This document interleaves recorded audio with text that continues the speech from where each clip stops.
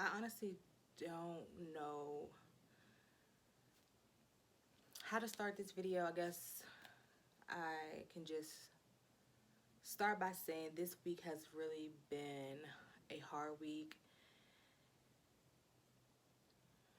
It's really been one of those weeks where I ask myself, like, what is it all for? For those of you who have no idea what I'm talking about the murder of George Floyd. I Words just continue to fail me in terms of how I'm feeling in regards to all of this. I literally have had the hardest time falling asleep at night just because, during the day you can stay busy and, you know, I myself, I typically don't watch the news. I know y'all have heard me say that before, but it's something about this case, this murder that just has me locked in ways that I don't even know at this point if they're healthy. My personality is very much, um, I'm the type of person that once I focus on something, like once I'm really locked into something, I'm locked in. And in a lot of situations, that can be to my benefit. But in situations like this where I don't understand, I can't understand, um, it's not always the best,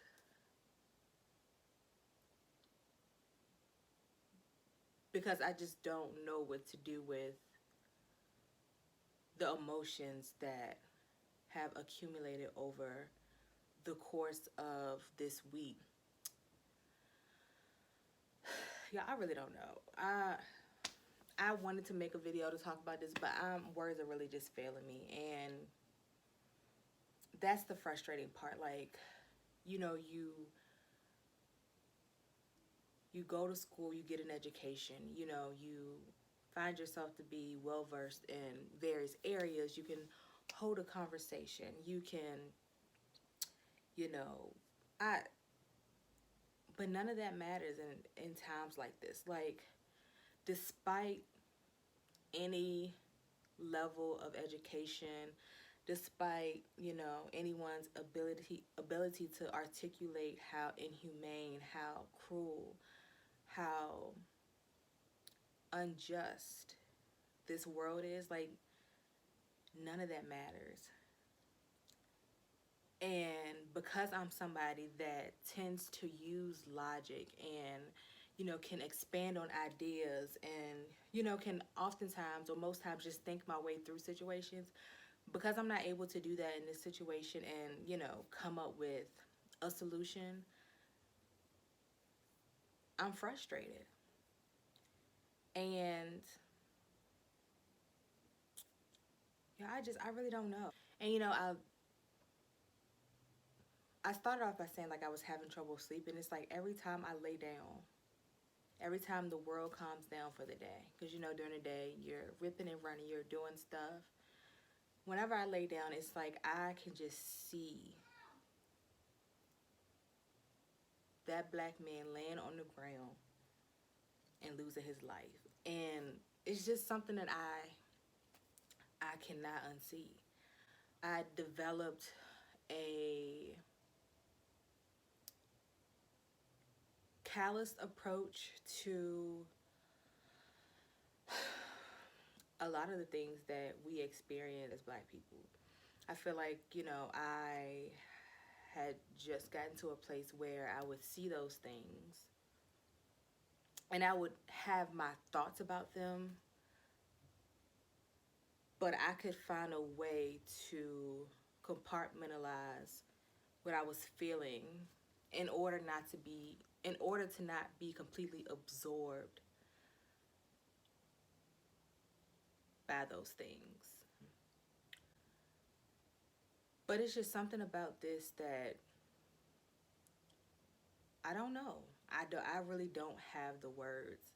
And I remember the first time I saw the video, I was watching the video and I saw what was happening, but oh my God. When that man started calling out for his mama, like knowing he was about to die, is something, or knowing that he was helpless. I don't even know.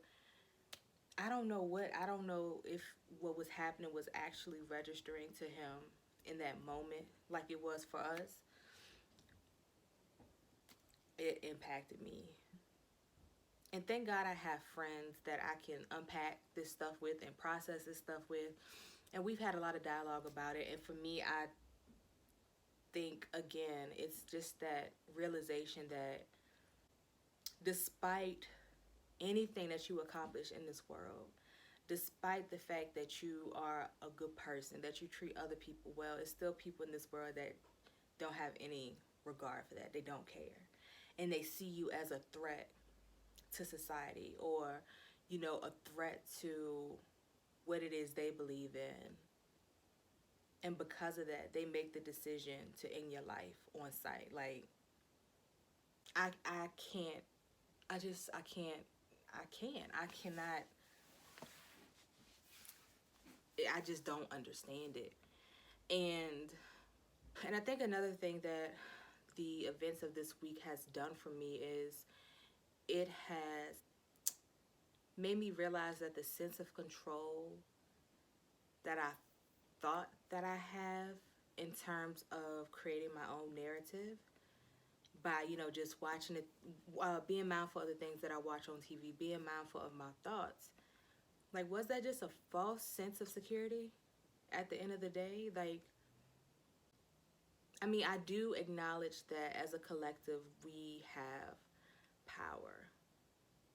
I do acknowledge that, you know, we see the riots and some people point at that and they say, oh, they are being destructive and, you know, that won't bring any change. But in moments like this, how do you tell someone how to process that anger? It's just like being bullied in school. You know, you don't say anything to the bully for the first 5 times, and then, you know, you might start saying something back to them, and then they keep bullying, and at some point you're gonna snap. That's just human nature. Human nature says that if you continue to threaten my existence, at some point I'm gonna react. And so while I've learned this through not only, you know, going to college and studying and reading on my own, but in my own personal experience with therapy, that anger is always a secondary emotion. And so while we see the riots and, you know, we see the protesting, and when those protests aren't peaceful, we see those people as, oh, they're so angry. There's always an underlying emotion there. And for us, it's hurt, it's fear, we're just tired.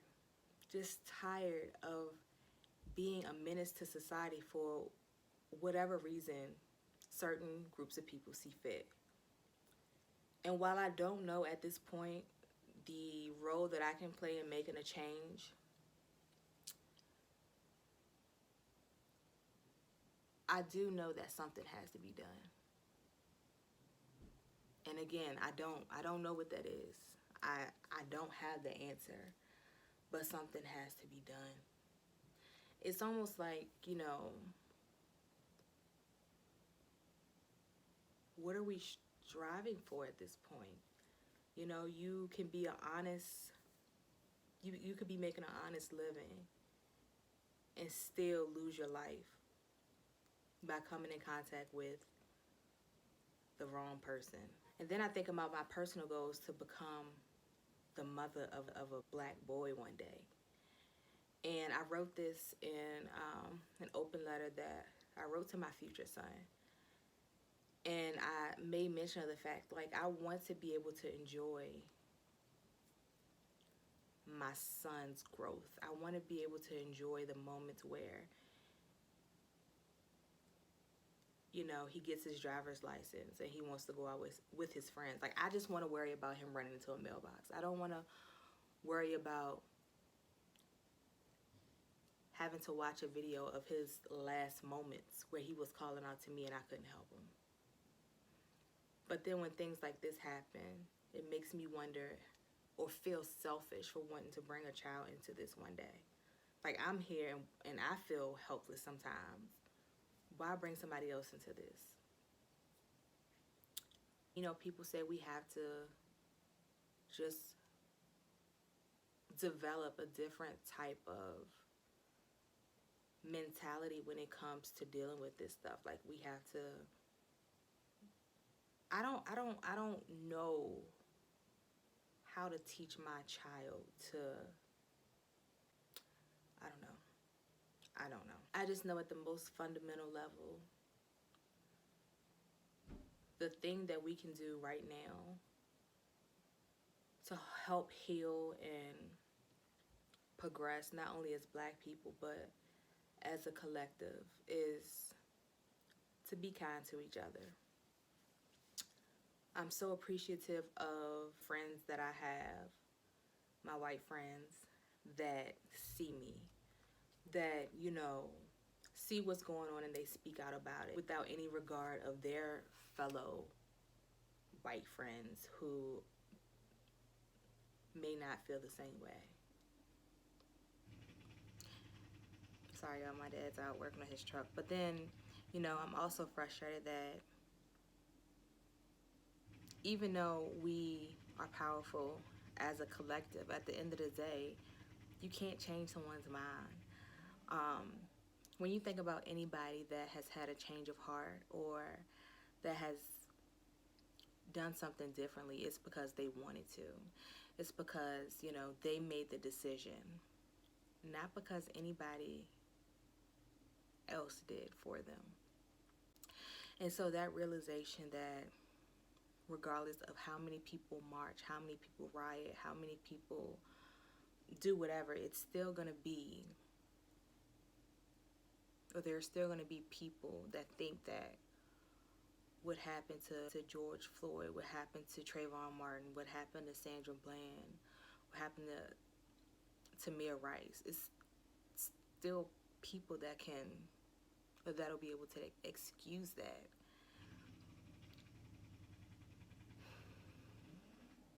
And then to have a president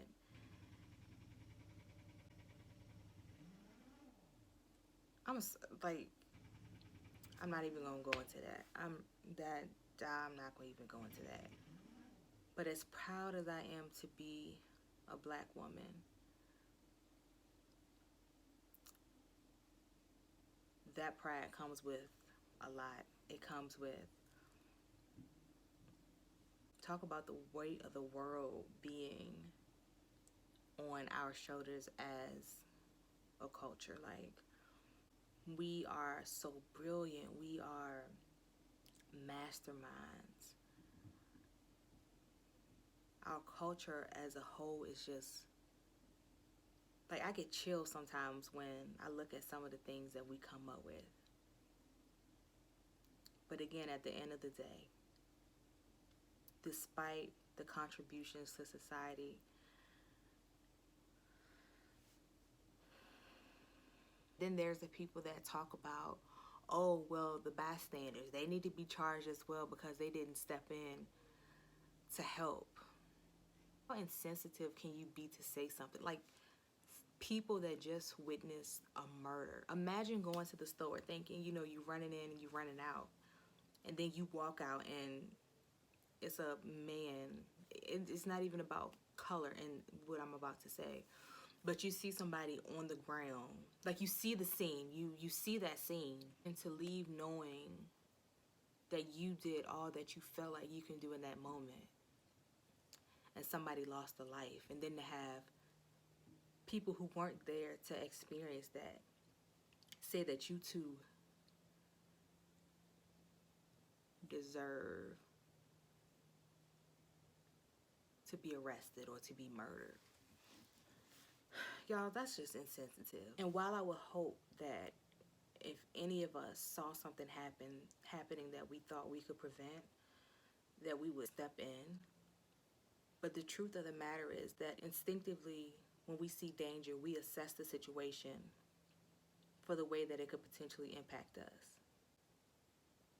And we saw when one of the guys started moving towards the police officer, like police officer pulled out pepper spray. Which pepper spray, of course, is reversible. It would have been unpleasant, but it wouldn't have killed him. But what if he would have drawn a gun at some point? And again, from the initial video that was released, we didn't see the other two officers behind the car. So in a sense, we can't pass judgment on what those people did, y'all. We can't. And again, we would all like to believe that had it been us, we would have done something differently or done something more. But instinctively, when faced with danger, survival mode kicks in.